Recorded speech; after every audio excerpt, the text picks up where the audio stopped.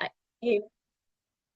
So, hello and welcome to today's Meet the Funders webinar. We're delighted and very grateful to have Andrew and Gordon here with us today from the Architectural Heritage Fund. They'll be sharing information on their funding and lending programmes. So just a wee quick note on some housekeeping before we get started. So today's session is in a webinar format. We'll be recording the webinar and we'll share the recording with you after today's session, along with popping it on our YouTube channel. There'll be a Q&A section in the chat where you can submit questions and we'll answer them all at the end of the presentations. You can also upvote questions, so if somebody else asks a question that you think I'm really interested to know the answer to that, you can press that wee button as well. After today's event, we'll send out an evaluation link as well. Your feedback's really valuable and it helps us improve and shape future sessions. So we'd really appreciate if you get a chance just filling that out as well. So yeah. So just to introduce myself as well, my name is Kirsty Young and I'm the Funding Scotland Development Officer at the Scottish Council for Voluntary Organisations, also known as SCVO. So the Scottish Council for Voluntary Organisations is a national membership organisation for the voluntary sector. Our mission is to support, promote and develop a confident, sustainable voluntary sector in Scotland. So as I mentioned, I'm the Funding Scotland Development Officer, but what is Funding Scotland? So for those of you who are not aware of Funding Scotland, it's a service provided by us at SCVO. It's a free funding database for voluntary sector organisations working in Scotland, and it's information on hundreds of funding opportunities that are currently open, and it's updated on a daily basis as well to make sure that we've got all the funds included in there.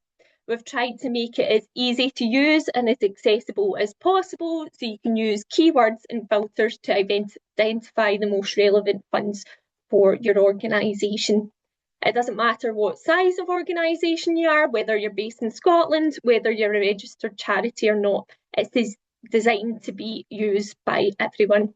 We also have a weekly email bulletin, funding.scot/bulletin, and we can pop that in the chat as well, which will keep you up to date with funds that are recently launched as well, or funds that are just recently opening as well. So if you want to find out more for that, the link is funding.scot, which we can pop in the chat also. So alongside the Funding Scotland platform, we also host monthly Meet the Funders events, like this one today. So thank you all for joining us. These are on the first Tuesday of every month at 10 AM. Our next event will be with the ScotMids Cooperative on Tuesday at the 2nd of June at 10 AM. And you can keep a wee eye out for our events page as we look to launch our funders for the next few months after that soon as well. We also provide advice and guidance in applying for funding, which you can find through our website. And we also deliver learning and training courses that support the sector around funding. So we have a course on growing support through giving and events. We also have a course around choosing the right funds and thinking like a funder, along with an introduction to fundraising course as well. So you can find more information on these courses and events on our events calendar. So as I mentioned with Funding Scotland, there's some standard features that everyone can access as well. There are some further features you can access as a Funding Scotland SCVO member, So you can save frequent searches, create lists of favourite funds. You can also receive personalised email alerts on your saved searches as well, so those emails go directly to your inbox. You can also add notes to funds and keep track of your applications. We also have some extra information on funds, including award sizes and applicant success rates, depending on what a funder releases as well. So there is a range of benefits to being a member at SCVO, including those just listed for Funding Scotland. Membership is free for organisations with an annual income of under £100,000 and on a tiered scale thereafter. And you can find out more information on our website at scvo.scot/membership. At SCVO, we also provide our growing climate confidence service. We support charities, social enterprises, and community groups across Scotland to act on the climate emergency, support nature and biodiversity, and ensure a just transition to a low carbon future for our communities. So we provide practical and entry level support and learning opportunities. Our free, fun, interactive training can help with how to consider carbon reduction and climate resilience actions relevant to your organisation. Follow-on support is also available post-training to support you to implement some of the learnings into action. So if you want to find out more about our growing climate confidence work and the support we provide, you can check out our website to see all the support that's available, and you can also book a call with our Climate Development Officer, Kiara, if you'd like to discuss anything further. So we'll pop the link to that in the chat also. So without further ado, I will pass you over to Gordon and Andrew to talk about their funding programmes. I'll stop sharing my screen. Thank you very much, Kirsty. Let me just turn on my sharing. Let's make sure I've got the right one. There we go. All right. Hopefully everyone can see some pretty pictures. So, good morning, everyone. My name is Gordon Barr, and my colleague Andrew is here as well. He'll be speaking shortly. I'm the Development Manager for Scotland, the Architectural Heritage Fund. We are an independent charity that operates right across the UK, and we have different support programs in each of the 4 UK nations. And obviously today we'll be focusing on the sort of support we can give in Scotland. Our kind of key remit, if you like, as an organisation is trying to support primarily community-led organisations to find sustainable new uses for historic buildings. So what that basically means is we won't necessarily give you funding to save the building for the building's sake, important as the buildings might be, but we can give you funding to help you use the building in a more meaningful way that has a broader benefit for your community. So really it's about ask not what you can be doing for the historic building, ask what the historic building could be doing better to serve the community that it's in. And that's the kind of key thing. And a nice example of that, the building in the picture there is Millport Town Hall, which is a great example of a community-led organisation that came together. The town hall had been closed up to the local authority for many years. Local people came together and said, we think we can do something with this building better than the council was able to do.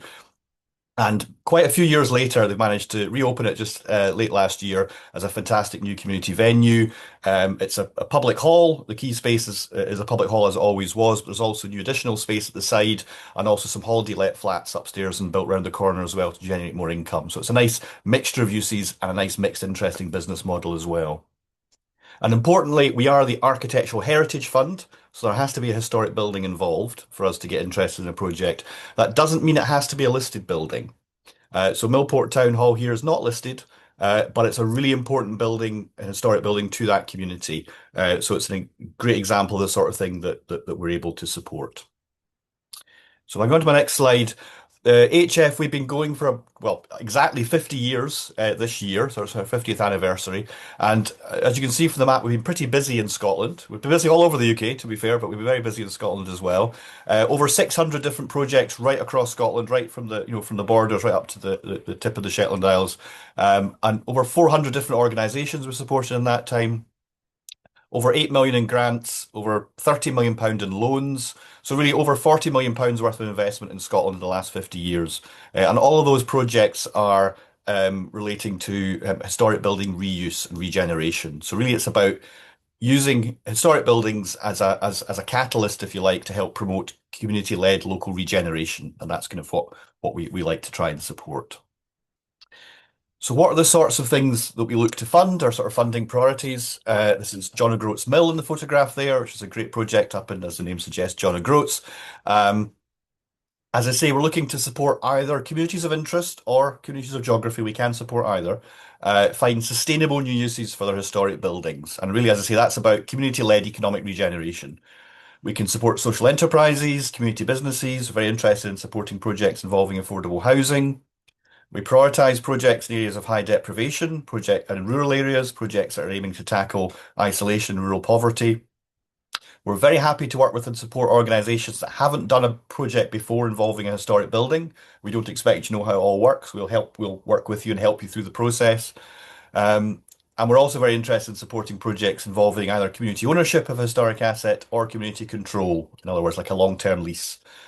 Outright ownership is not the right model in every case, particularly with buildings taking supported buildings from local authorities. So we can work with different sorts of ownership models as well. We can be quite flexible on that.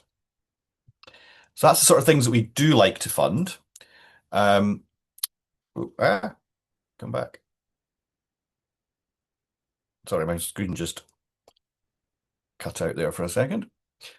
Also, just equally important to highlight what we don't fund as well to help set expectations accordingly. So, as I say, we don't fund projects generally that are only involving repairs or maintenance of historic buildings. We can't unfortunately fund you to just repair the windows or fix the guttering. Generally speaking, we're looking for projects that either involve a change of use of a historic building or a change of ownership. So that can be a building that's been out of use coming back into use. It can be looking at how you better use spaces in a building in a way to maximize their use. Change of ownership is usually about taking on a building, whether that's a church that's being sold off, which we're seeing quite a lot of at the moment. And I see quite a few churches, church-related organisations in the chat and in the list of organisations here. We can't fund projects where the building or the project's been run by an individual or a for-private profit organisation. So we can fund more or less any form of formally constituted not-for-profit organisation. So charity, whether it's company limited by guarantee or charitable status, a SCVO, a community interest company and things. Some exclusions apply, but generally speaking, if you're formally constituted or incorporated as a not-for-private profit, we can probably work with you, but do talk to us about that. As I say, we do only fund buildings with historic interest, whatever that means. So really, as I say, if it is a listed building, then that's great. We can tick that box very easily. If it isn't, we'd ask you to explain to us why this building is meaningful to your community. What is it about this building that means this is the one that you feel is the one that you want to use, and why does it mean something to your community? And it's really up to you to explain to us why it's important. We're not going to tell you the building is important or not. It's up to you to explain to us why it's an important building for your community. And as I said earlier, really it's about projects to use a building in a way that's more useful for that community, not just to save it. The best way to save a building is to use it. So what we're interested in is don't come to us and say this building is really important and really exciting. We come to us and say this building, we want to use it to do these things. We want it could, there's a need in our community for childcare provision or for small medium enterprise workspace or for housing. And this building we think will help us meet those needs. And that's the sort of story. If you can tell us it in those terms, you're much more likely to be successful. Already mentioned churches briefly. The one thing we don't fund really is churches that are going to remain as full-time or primarily in religious use or ownership. If the church is coming out of religious use and is being sold off by the church, then there's plenty of those sort of projects we have been supporting recently, and there's plenty more of those coming through as well. So in terms of the funding we can offer, I'm going to speak about the grant funding we can offer, and then I'll hand over to Andrew to speak about our loan finance as well. Our grant funding is really at the early stage of projects. It's about helping projects get started, hopefully about helping you answer the questions you need to figure out to decide how best to take a project forward. And our earliest grants are Project Viability Grant, which is up to £15,000, does not require any match funding. And we have a monthly application cycle. So basically, at the end of every month, there's a cut-off, and then the things that have come in at the end of that month will go to a decision meeting about 6 to 8 weeks later. And that viability grant is really designed to help you answer some key questions. The most important one being, should we do this project or not? Can we see a way to make this work or not? And sometimes the outcome from that piece of work is no. We can't see a way to make this work and make it stack up financially or find a use that works with this building in this place. And that's a shame, but that's a perfectly valid outcome from our perspective. Sometimes these sort of projects, you need to figure out the answer is no. There isn't a way at the moment, which is not to say there won't be a way in the future, but no is a valid outcome from this early stage viability planning. And that funding can be used for lots of different things. We're quite flexible what it can be used for. We don't try and tell you what you should be using it for.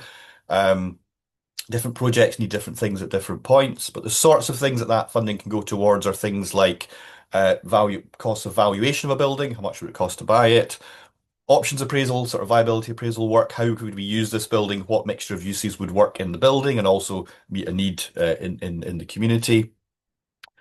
architect fees to figure out what alterations we need to make to the building to be able to make it useful. How much would it cost to make those changes, sort of quantity surveyor sort of costs. And crucially, how will we make enough money to pay to run the building in the future? It's not just about getting the building, it's about running and maintaining the building into the future. So that early stage business planning is absolutely critical. The earlier in the process you're thinking about how will we at the very least make enough money to pay for the key costs like insurance, power, etc. The earlier you're thinking about that, the better. Um, the picture there is Turlair Lido, up on the Aberdeenshire coast. Absolutely gorgeous setting. We A-listed Art Deco Lido there, which we're currently the Lido itself. The changing rooms is reopened as a little cafe and things. Absolutely fantastic venue, and they're currently working on the next phase, which is to reopen the pools themselves for swimming. If you're hardy to be swimming in the North Sea water. But anyway, so that's our project viability grant. If the outcome from that is yes, we think the project is viable, we do want to continue working on it, then our next stage of support is our project development grant, which is up to £45,000. We do usually look for some match funding for that, usually about 50%. We can be flexible on that. Do talk to us if we feel that's a problem. Um, I should say we don't usually give out 45k all in one go, unfortunately, much as we might like to, but we're very happy to see multiple applications from groups over a period of time. So we can help plug a bit of money there, do a bit of work and come back. So we like to support projects, for the long term. Um, so once you have decided there is a viable project here, you do want to continue. The purpose of the project development grant is to try and take that work that's been done at that early viability stage and start putting meat on the bones of the project. Add detail to those outline plans, add confidence to the costs, figure out how's it actually going to work. And the outcome of that development grant process or that development process should be that the project's developed to the point that you're able to take a convincing case to the larger capital funders, whether that's Historic Environment Scotland or the lottery or Scottish Government Regeneration Capital Grant or anything else, or often a combination of all of these. You want the more work you can do here to figure out how much is it going to cost, bottom out any unknowns, and have a really and add again detail, particularly here to the business planning, to show the convincing case as to if you give us the funding to do the work, the building will then be able to pay for itself into the long term. Then that's a convincing story to take to the capital funders. So that funding is usually used towards either professional fee costs, so your architect design team sort of costs, or it can be used towards building the capacity of your organization to help deliver this project. And that can be really, really useful. A lot of the organizations we work with are very new organizations, entirely voluntary. So being able to take on like a member of staff for the first time is a really critical thing in some of these bigger projects. And that can be like a project organizer role, sometimes a fundraiser role. Again, it's up it's up to you to figure out what's the most useful thing that makes sense for your organization at this point in time. We can help with that. So helping the capacity of the organization to actually deliver the project is a really critical thing we can help support through this development grant. And the photograph there is the inside of Dundee Museum of Transport's new building, a former tram depot that they're currently converting up the hill in Dundee. It's going to be a fantastic new home for the Museum of Transport.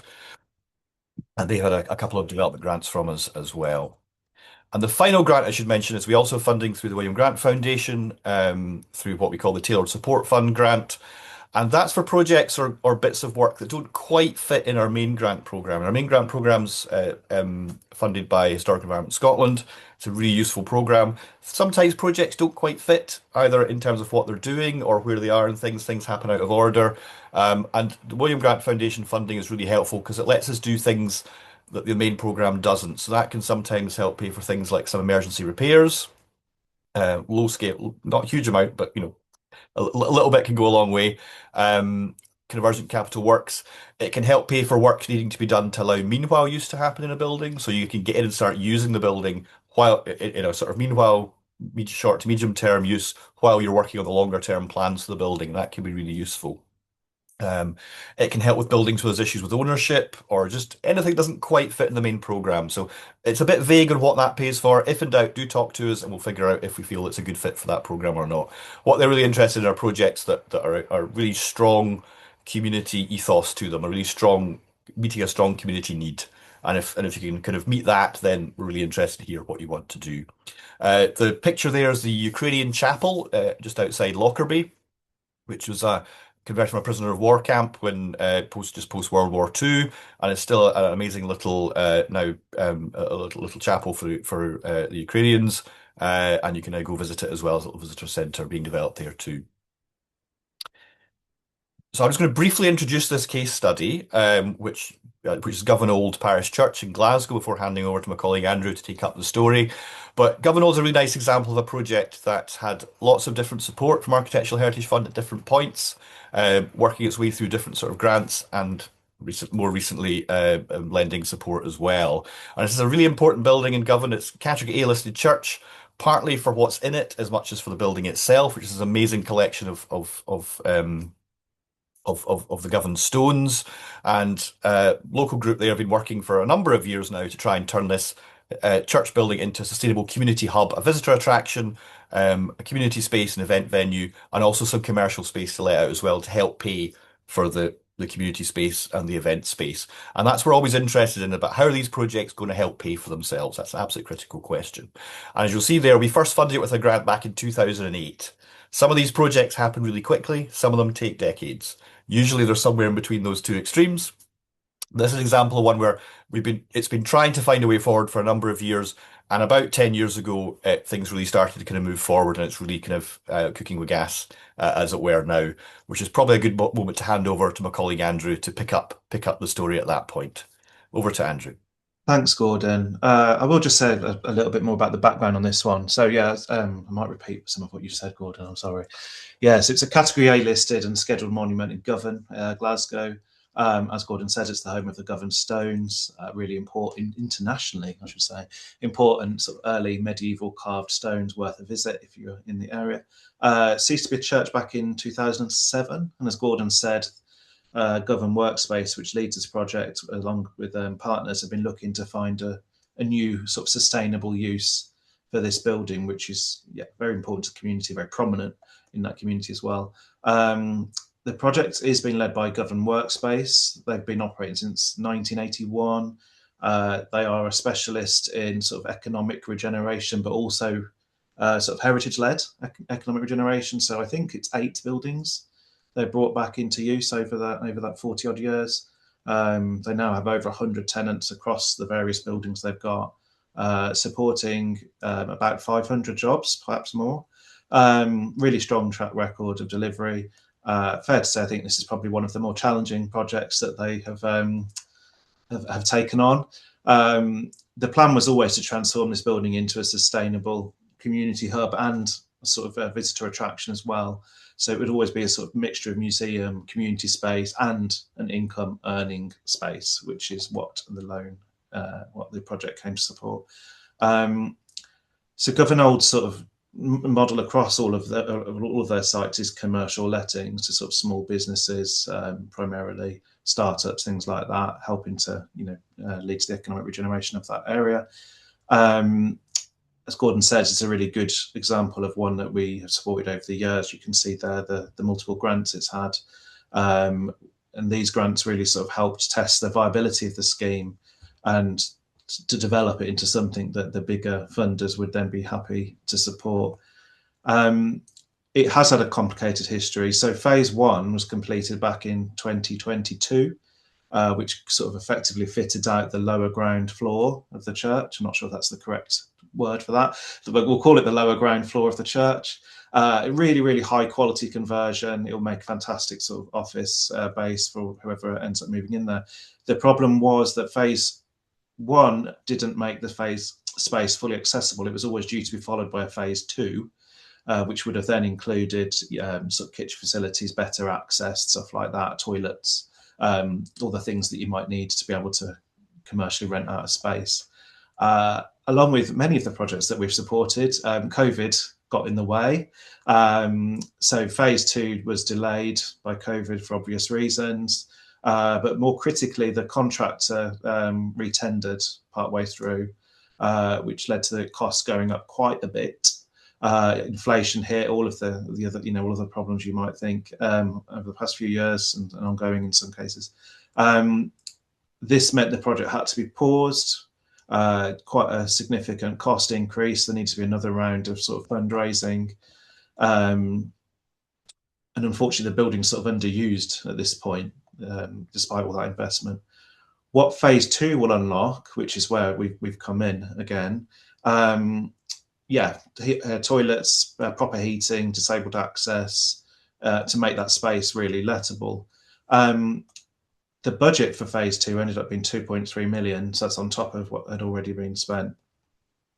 2 million had been secured from various sort of public and charitable funders, and Government Workspace was left with a £300,000 gap. After speaking to quite a few lenders, they decided that the AHF was best placed to support the project, given our previous involvement and our sort of expertise and understanding of very, complex historic buildings projects, which commercial lenders don't always appreciate. So we were able to turn that loan decision around quite quickly to be able to give them confidence to be able to move forward with the project, and they now it's on site at the moment. So a really good example of where early grants have sort of helped support a project right through to when a loan has sort of been able to finish off that last difficult bit of fundraising. So it's, if you think about it as a sort of, a fairly sort of modest loan unlocks kind of a much bigger scheme.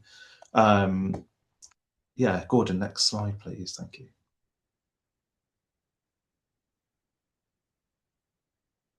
Cheers. So before I talk in detail about the loans that the AHF offers, I do want to just give a bit of a sort of quick background or a quick explanatory on loans. I'm kind of mindful that social investment is not well known to everyone. It can come, is a bit scary to people. So I just want to talk about what we mean when we talk about loans first. So social investment is essentially finance provided to organisations that deliver social or community benefit. So it's best place we think about it sitting somewhere between grants and commercial borrowing. So it's lending, but with impact, with community impact sort of as a result. And money then is repaid, and so that it can then be recycled. This is, how we've been able to keep going for 50 years by doing this. So when a loan is repaid, that exact same money can then go out to sort of further projects. So, it can be recycled an infinite number of times. It's worth saying that loans are quicker, can be more flexible than grants as well. They can be paid up front. They're generally not competitive. There's normally enough funding available, and can often cover costs that grant funders might not want to fund, such as repairs, actually, things like that, but it might be quite difficult to find funding for. We have a bit more flexibility with our lending funds than we do with our grant funds. That's worth mentioning as well. We always work with our clients to sort of design a repayment profile that's realistic and tailored to them. Repayment would normally come from something, from either trading income, from contract income, generally not from fundraising, donations, or personal guarantees. We are usually looking for kind of a sustainable business model. The exception to that is where we provide cash flow loans, and I will come on to that in a minute, and they're generally paid through grants that have been paid in arrears. I'll just mention security. So in most cases, we would require security, and that typically means a legal charge over the project property. So this means this essentially protects the AHF's sort of interest. I get asked quite often, what about if other funders have got charges already? That's very normal, and we would work with the other funders to agree a sort of ranking on who goes where. So don't let that put you off. Next slide, Gordon, please. Excuse me. There we are.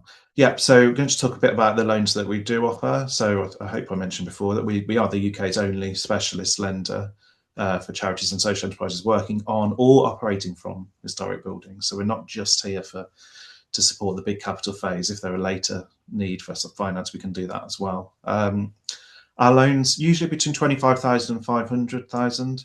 We do have the ability to go above 500,000 if it's an exceptional case.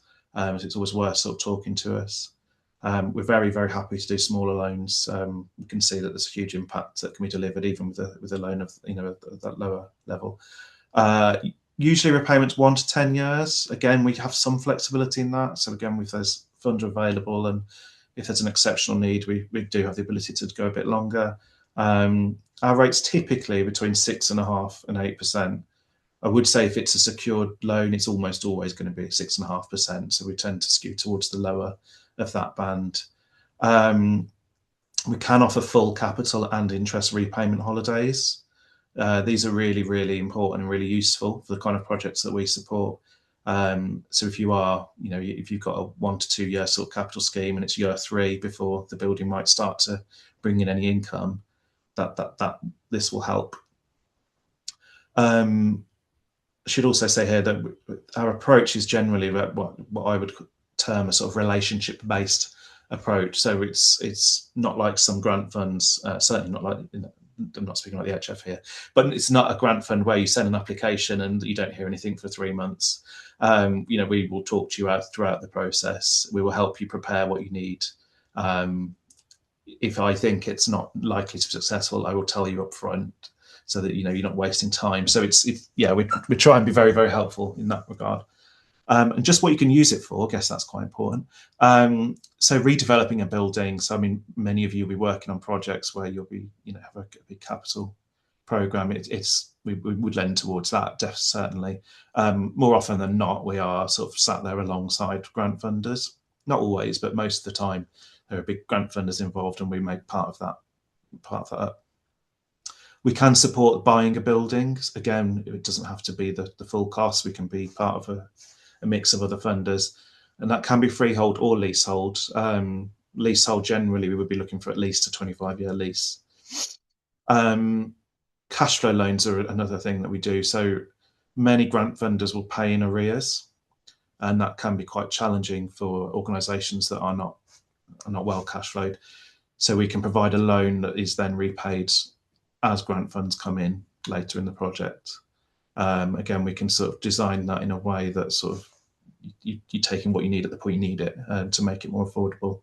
Some funders will allow you to include the professional costs associated with borrowing as part of your grant funding, but you should check with your funder first. With loans, I think I've sort of mentioned this, we can be a bit more flexible. So we can fund improvements and repairs to your building. Certainly if that allows the building to be more sustainable or, have a more sustainable future or to be able to generate more income. So it's something we can consider. So it's always worth having a chat with us on that. And lastly, which we don't do a lot of this, but we're really, really keen to, is we can support sort of the development of new activities or new services from a historic building. So if you're already working from a historic building and there's something you want to do to increase its use or, a new program of activity, that is something we can consider lending against. So it's definitely worth chatting to us. Just on our process, I've already said it's quite conversational. There are quite a lot of supporting documents that we would need as part of the process, but I would say in most cases, if you've gone to kind of a big capital funder, most of what you've already had to prepare for them, we can use. So if you look at our programme guidance, please don't be daunted by the list of things we need. Because most of them I think you probably already have, and the ones you don't have, I can help you prepare. Gordon? Yeah, here's some contact details. That's Joe, that's Gordon's colleague in Scotland. No picture of me, unfortunately. If you do want to get in touch with either Gordon and Joe or me, our email addresses are on there. You can also submit an inquiry via our website, and there's a telephone number there, which I think goes through to the office, but I'm not 100% sure on that. Hopefully, Gordon's nodding. And our website at the bottom. So please feel free to get in touch. Always happy to have a chat with anyone. Next slide, Gordon.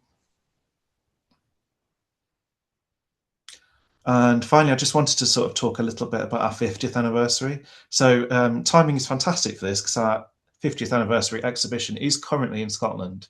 It was in Belfast earlier in the year, and this month, to the middle of this month, it's in Glasgow at the Brigade.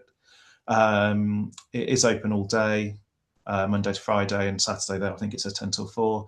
It's only a small exhibition, but if you're in the neighbourhood, it's worth popping in and having a look. If you can't make that and you happen to find yourself in Wales in the summer, which I would recommend, The Norwegian Seamen's Church in Cardiff Bay is also a really lovely building worth visiting, and the exhibition will be there. And then later in the year, it will be at the London Centre in London.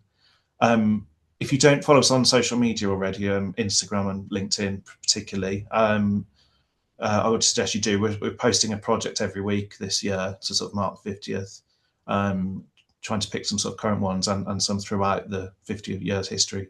So yeah, and certainly I think this probably, while the exhibition's in Scotland, there'll certainly be a Scotland focus this month. So do follow us, it's worth a look. Next slide.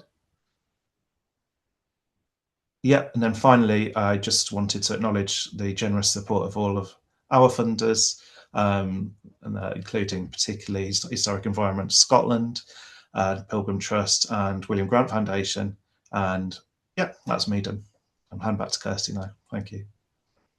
Brilliant. Thank you both for talking us through that. It was really interesting to hear about the projects that you have funded. I'll need to go and visit some of them when I'm travelling about Scotland as well. But we've got some questions in the Q&A bit and also some in the chat. So I'll just work through them as well. One of them I think you've answered, in the chat, Gordon, around what is the definition of historic?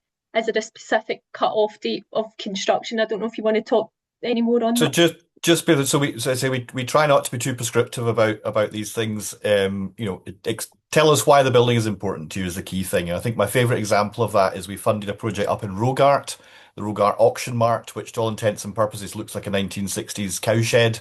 It's not a great looker from the outside, but you go in and there's amazing wooden benches and things when it was the town's auction mart. And again, that was a building that was unlisted. Not any registers of historic buildings or anything like that. But the community wanted to save it. It was important to that community. We were able to support that, and it's now a great events venue for the town, which is just a really nice example. So, if in doubt, get in touch and ask. We'll see what we think. We can't fund everything. You have to be able to justify why you think it's historic. But that's not to say that we won't listen. So we try and be as flexible as that as we can within reason. Brilliant. Thanks very much, Gordon. We've got a question around, would you support a listed building currently that needs to expand and put in extra floors as an old church? In principle, yes. How you adapt the building to make it work better for its new use is exactly the sort of thing that we can fund with our development funding, sort of architect fees, design fees, etc., planning fees as well. Obviously, that's going to need listed building consent, to make sure that it's done to a good standard. But how the building needs to be adapted to fit its new use is exactly the sorts of thing that we can fund in principle. Perfect, thank you. We've got someone asking, so the SIMD in Creole, the area isn't as low as other places as they've worked before, but there's a lot of hidden poverty. Would this be considered, as it's our local kirk and we're looking to make a community project as it will shut in the near future? Yep. So IMD is just one of the things that we look at. It's not that we only fund projects in areas of high IMD. We fund projects right across Scotland and in areas of all sorts of D and not D. As I say, we look at a combination of things when we try and decide which projects to fund. The heritage of the building and how important it is, the impact of what the potential use is, where it is, and what it's going to be doing. And we try and kind of balance all those things. I should say, unlike Andrew's loans, our grants unfortunately are competitive, so we can't fund everything. Roughly speaking, we get about 150 odd expressions of interest or sort of kind of inquiry form every year in Scotland. We fund 60 to 70 projects every year in Scotland, so it's about half of all the inquiries go to funding. But when we get the inquiry in, if we think the project's got a reasonable chance, we'll invite you to do a full application. If you get to the full application stage, those are about 70% success rate. So we can't fund everything we'd like to, unfortunately. It is a bit of a balancing act. We try and fund a range of projects, both in terms of geographic spread of projects, scale of projects, types of use, types of buildings as well. And as I say, we're looking at a variety of factors to try and make those decisions. We'd love to fund more. We have a finite budget. We try and spend it as best we can. The best way to be successful is tell us a good story about why this building, why this use, and in this place. And if you can draw all those threads together and tell us a good story about that, that's the best way to try and convince us, really. Brilliant. Thanks very much, Gordon. We've got a question around buildings owned by a church where worship happens weekly, but they're also using the building to work in partnership with local third sector organisations and other local community groups. They need to update their fireworks and also build a training kitchen to help with employment opportunity for those in recovery. So that's not really the sort of thing that we would usually fund through our grant funding. That's kind of upgrades to existing facilities. In principle, lending can help with that, as Andrew was saying. It partly depends on the governance structure of the church and how that's sort of set up. If there's a separate sort of SCVO or charity that's managing those other parts of it, then we can potentially look at that.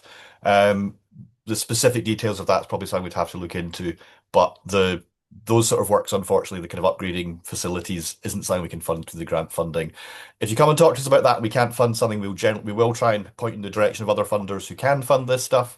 If in doubt, do speak to us because these things are increasingly kind of grey areas about uses, ownership, etc. And we're more than happy to have a conversation and try and figure it out if we can. Do jump in, Andrew, if there's anything else. I'm sorry, I realize I'm talking a lot here. Sorry. Perfect.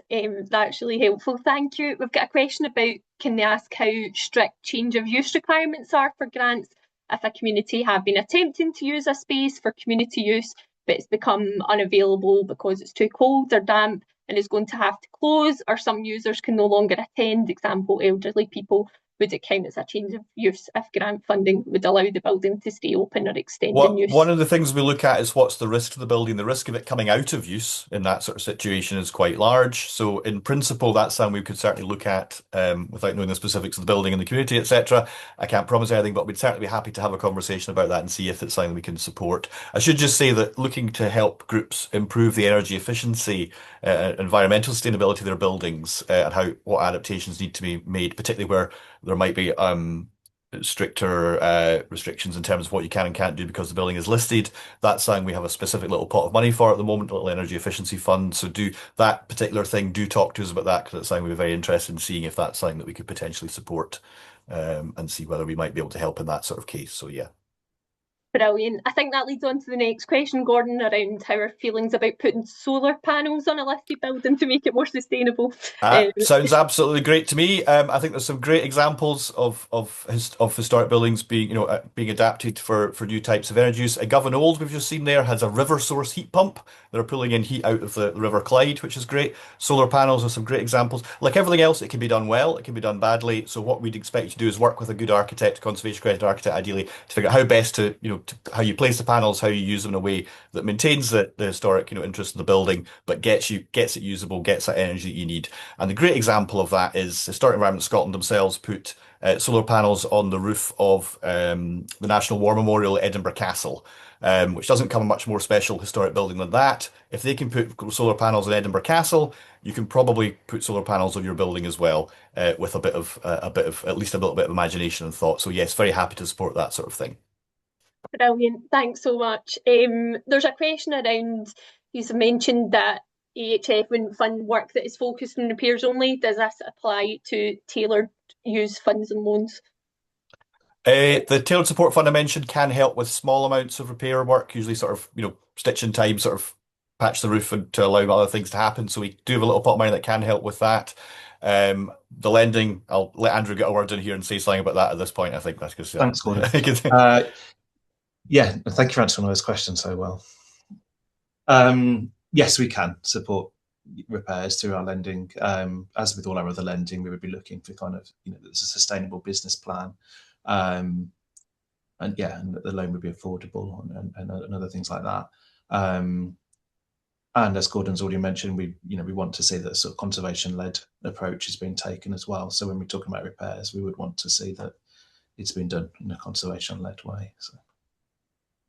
Perfect, thank you. We've got a question, is it strictly buildings or do you consider other historical structures such as listed historic bridges? That's an excellent question. What constitutes a building? We often get asked that. Certainly on the grant side, and I'll let Andrew comment on the loan side, we do tend to look to support buildings rather than structures. which is to say we don't normally do bridges, piers, monuments, etc. How one defines what a building is as opposed to structure is a little bit again of a grey area. So, there have been cases we've been talked into some interesting stuff. My general rule of thumb is, does it have, or did it used to have, or could it have a roof on it and something you can do inside, then it's a building. If it doesn't, then it's probably a structure. But if in doubt, do talk to us. We try and be as flexible as we can to support, the really good projects and interesting projects in places that need them. So if in doubt, do speak to us. But as a rule of thumb, buildings, yes, structures, probably not. But occasionally we do, if you talk us into it. Yeah. Although piers, Gordon, we would put a building on a Yeah. pier. Yeah. Well, a building on a pier is still a building. So yeah, Yeah. exactly. So yeah. And we have done a couple of piers down south as well Yeah. that are Yeah. just more piery than buildingy. But yeah, so Perfect. No, thank you very much. Someone's asked, what is the source of the grant money EHF provides? Do these providers have direct grant schemes? that's a really good question, a really important one. So in Scotland, our core funding for the main grant programs comes through Historic Environment Scotland, and our tailored support fund is through the William Grant Foundation. So we can't match with other HES funding. So if you're getting funding from a City Heritage Trust, that comes from Historic Environment Scotland, so we can't directly match against that, except by kind of prior arrangement. So do check on that point. HES does have its own direct grant schemes. They tend to be for slightly later in the process than what we fund. So they have a capital grant scheme for repairs to the exterior of a historic building, and they have some other grant schemes as well. William Grant Foundation also has its own direct funds, its direct programs, but you can't apply to them. They're one of those funders that finds out about you and possibly gets in touch. So talking to us about your project is a great way for them to find out about your project as well. But no, that's a really good question about the grant funding and where it comes from. And it's important to be aware of that. So yeah. Brilliant. I think that's all the questions from the chat and the Q&A, unless Chris can jump in if I've missed any at all. I had a wee question around what the kind of monitoring requirements look like for the different kind of grant processes and also the loans as well. Well, I'll speak to grants briefly first and then let Andrew come in the loan side. Their funding is quite small scale, so we try and have the monitoring as to be relatively light touch as a result. If we make you an offer, there's a bit of paperwork and things as ever. We'll check in with you and see how things are going. When you come to claim the grant, we're looking for evidence of the work being completed, invoices and things. There's a little survey to fill in at that point, and we will come back to you after a certain period of time to ask how things are getting on. Every couple of years just to sort of see. And we do try and, stay in touch and see, because as I say, we do see some of these projects that we fund, like Govan Old, we funded them 10 years ago. They'll keep coming back over periods of time. So if our trustees decide they like your project and want to support it, then do keep talking to us. Because quite often little bits of funding here and there help unlock sticky things, help make things happen. If you're not quite sure whether we'll fund something or not, talk to us about it. Because between the grant funds and the loan funds, as Andrew said, there's quite a lot of flexibility in how we can support projects in different ways at different points. So we'd much rather, if you're stuck, you've got a problem, we'd much rather hear from you than not. The projects that tend to struggle, the ones that don't talk to their funders when there's a problem, the ones that do tell us as soon as there's a problem, that's the best way to deal with any sort of issues. Andrew. Loans is slightly more complicated, but we were in it for quite a long time with some of our clients. So we do ask for a quarterly update. It's not onerous, I wouldn't say. It's mostly just kind of a couple of tick box questions and an update on sort of progress, and to highlight to us any sort of risks that you foresee or any areas we can support with. We do work probably very closely with some of our loan clients in sort of helping them get through sticky issues or look at new marketing or whatever. We do ask for sort of updated financial information as well periodically, just to sort of help us be confident in the financial health of the organisations that we've lent to.